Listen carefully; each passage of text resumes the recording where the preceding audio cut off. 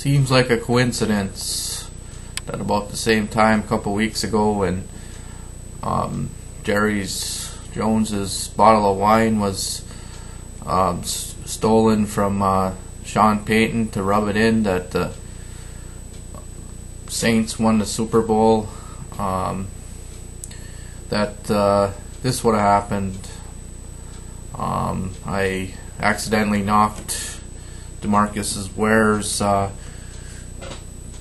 statue down, and now it's time to put the pieces together, buy some super glue. And it actually broke. I propped them up today, but have to super glue them back together. So just watched the game, first game between the Giants and the Cowboys in the stadium where the Giants won, and seen a couple of mistakes by the Cowboys early in the game where when Romo made an critical interception, made a mistake there, and Felix Jones also did two critical games that changed the tide of the game, which didn't seem to change much until that game I was at with Atlanta, when Romo started finally not making the mistakes, showing his maturity, and not making interceptions at critical times. But the total disbelief is kind of shown in DeMarcus Ware's face right here. I kind of relate to that. The look on his face kind of shows the disbelief and unbelievableness that how could this happen right when we were on a roll. But in that game that I just watched, the Giants and the Cowboys at Cowboys' new stadium, the first touchdown was made by Marion Barber, but he actually didn't look as good, getting stopped twice on the goal line after that, and Witten happened to put it in. And but Choice was making big plays, and so was Felix Jones. And of course, Roy Williams dropped a sure touchdown also.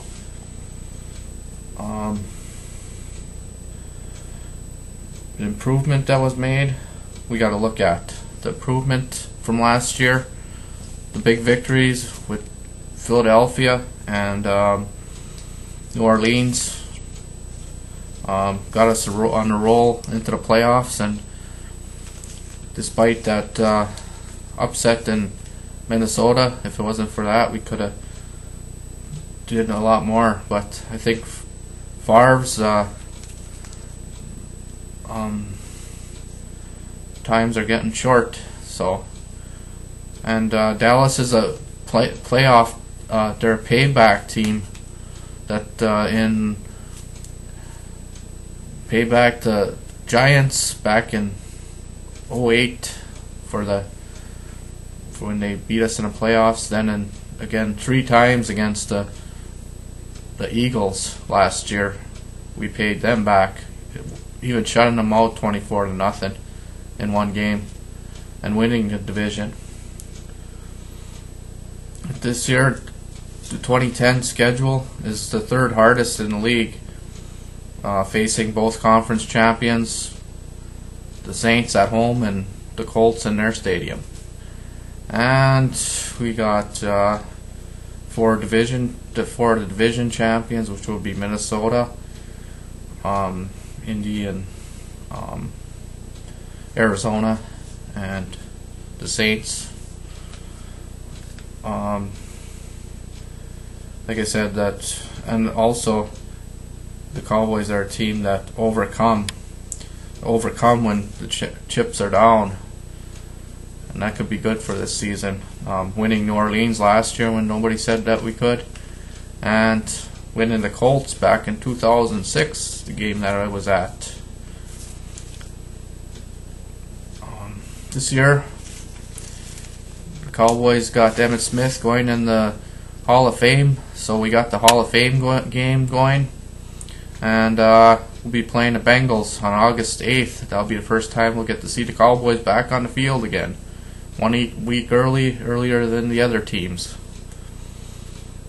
Jerry Jones will be announcing Emmit Smith's induction, and should be pretty emotional, as it was when the pronouncement was made that he was entering the Hall of Fame, and Irving was there, and it should be just as emotional as Irving's, and I look forward to seeing him when I go down there this year, making appearances at the stadium.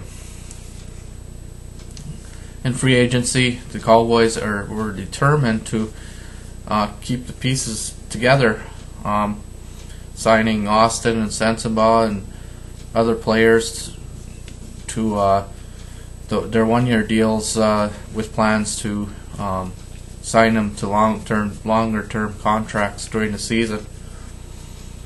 And there's talk about Greg Ellis coming back, and that would enhance our pass rush this season. He'd be at a cheaper price. He wouldn't be the starter, but he would be rotated. The NFL owners meeting is this week.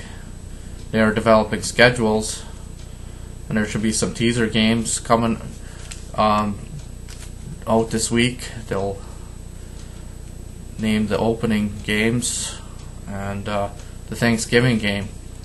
There's speculation that the Cowboys might play the Giants in the first game in their new stadium, which would be a good payback since the Giants won the Cowboys in the Cowboys' new stadium last year. And the Thanksgiving game will come out early too, and I'm speculating it will be either the Bears or maybe the Tennessee, because it's usually a non-rivalry game. It wouldn't be like the Saints or the or a divisional game. In the draft comes around April 22nd. I just listened to the Cowboys show, and they were speculating on a lot of offensive linemen, which I think, and safeties, and we're looking for safeties and wide receivers. But in 2009, it looks good because Dallas reshaped, and there was resurgence of a team like Miles Austin replacing T.O. They were wondering who was going to replace him, and because he had such a large impact, and Miles Austin had just as large an impact, which they thought there was going to be Roy Williams being the starter there, but he failed to do that all the way. So, and there was Romo's maturity and avoiding fouling up, which I think that tide turned when Miles' emergence as top receiver, and at that Atlanta game that I was at, Dallas, that Romo became more conscious of where he was throwing and not making them big interceptions and holding on to the ball, which is critical to making it to the playoffs and making it far in the playoffs this year. There was Ware's and Ratliff's attack on defense, the emergence of Mike Jenkins that affects turnovers with his interceptions. The pieces of the puzzle are there to make it a Cowboys Super Bowl at Cowboys Stadium, which will be this year. Now the work begins to get there. Here's John Phillips, which is a player you should look for next year. And Bueller, the kickoff specialist, he might be the kicker next year. And Emmit, of course, will be Emmit's time this year, going into the Hall of Fame. And I believe the Cowboys are back, and they'll make a good run this year.